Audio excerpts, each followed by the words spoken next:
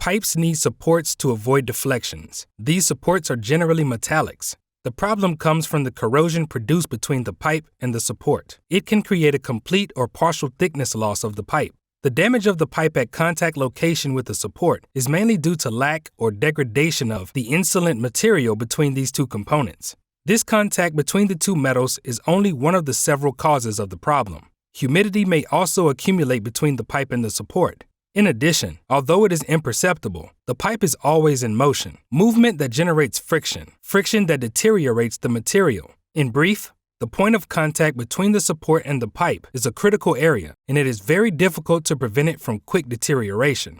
The most common solution is to introduce neoprene, a kind of rubber used for tires that helps to reduce friction and also helps to separate the two metals. Because of mechanical stress accumulation and aging, the rubber could break, leading to galvanic corrosion. We designed a more effective solution, ROLLERKiT.